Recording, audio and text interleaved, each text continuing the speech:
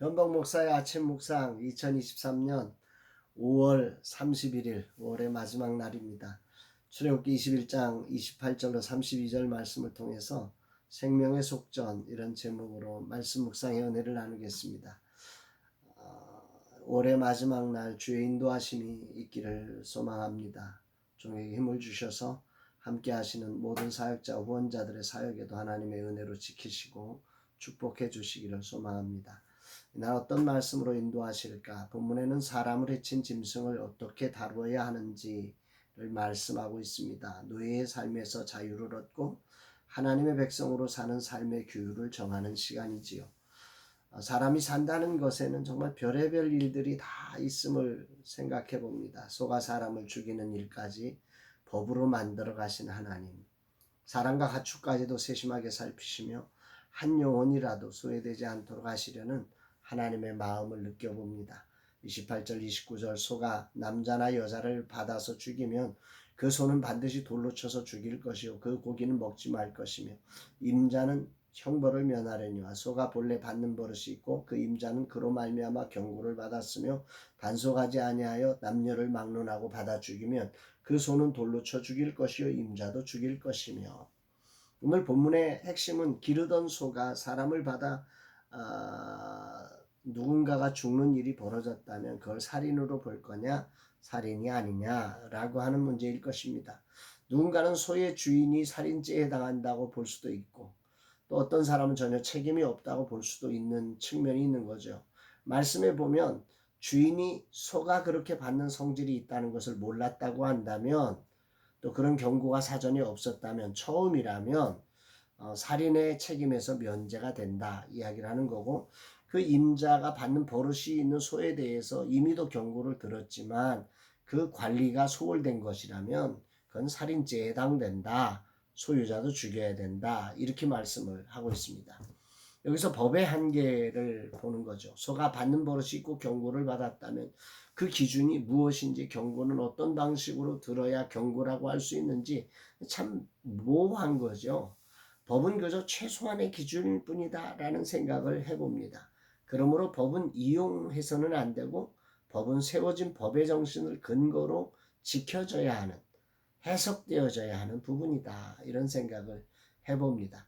여기서 초점은 짐승으로 인해 벌어진 한 사람의 죽음에 대해서 또 한 사람을 죽여야 하는가 라는 문제입니다. 어떤 잘못을 빌미로 한 사람의 인생을 죽이는 것을 방치하기 위해 죽이는 것을 방지하기 위해서 이 법을 세우고 있음을 봐야 한다는 거죠.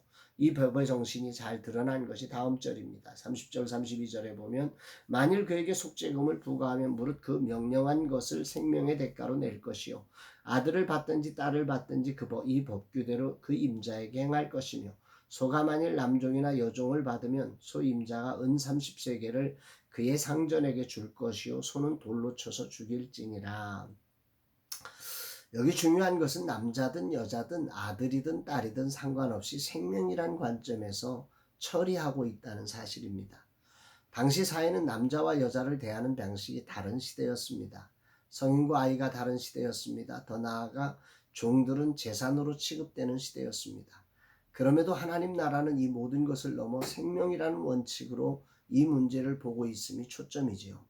가히 혁명적인 모습의 하나님께서 생명을 향한 존중이 얼마나 대단하다는 것을 느낄 수 있습니다. 인간은 누구나 소중합니다. 여기서 주목해야 할 것은 이런 처벌을 피해자가 소임자를 처형하는 대신에 배상금을 원할 경우에 처형 대신 속죄금을 물을 수 있다고 하는 사실입니다.